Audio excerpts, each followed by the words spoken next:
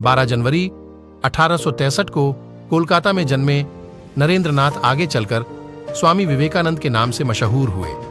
विवेकानंद की जब भी बात होती है तो अमेरिका के शिकागो की धर्म संसद में साल 1893 में दिए गए भाषण की चर्चा जरूर होती है।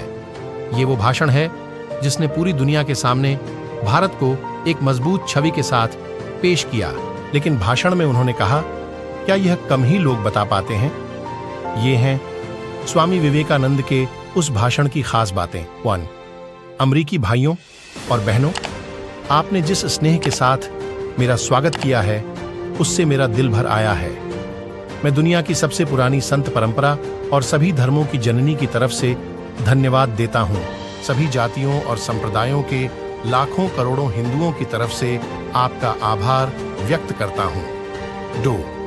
मैं इस मंच पर बोलने वाले कुछ वक्ताओं का भी धन्यवाद करना चाहता हूँ जिन्होंने यह जाहिर किया कि दुनिया में सहिष्णुता का विचार पूरब के देशों से फैला है।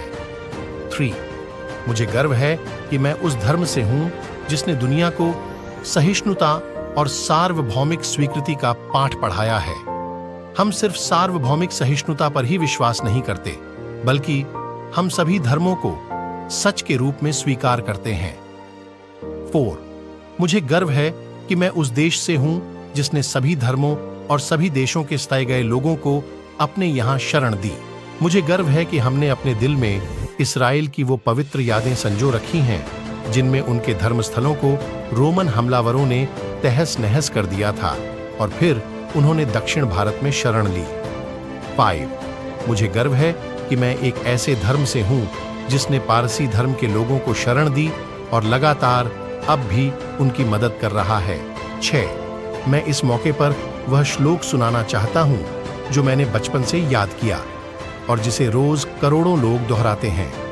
जिस तरह अलग अलग जगहों से निकली नदियां अलग अलग रास्तों से होकर आखिरकार समुद्र में मिल जाती हैं, ठीक उसी तरह मनुष्य अपनी इच्छा से अलग अलग रास्ते चुनता है। ये रास्ते देखने में भले ही अलग अलग लगते हैं, लेकिन ये सब ईश्वर तक ही जाते हैं। 7.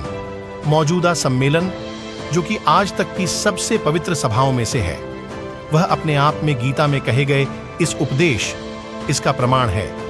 जो भी मुझ तक आता है, चाहे कैसा भी हो, मैं उस तक पहुंचता हूं। लोग अलग अलग रास्ते चुनते हैं, परेशानियां झेलते हैं, लेकिन आखिर में मुझ तक पहुंचते हैं। 8.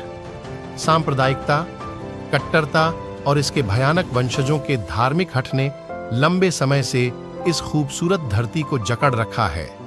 उन्होंने इस धरती को हिंसा से भर दिया है और कितनी ही बार यह धरती खून से लाल हो चुकी है।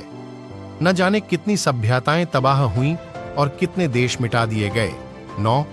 यदि ये खौफनाक राक्षस नहीं होते तो मानव समाज कहीं ज्यादा बेहतर होता जितना कि अभी है, लेकिन उनका वक्त अब पूरा हो चुका है।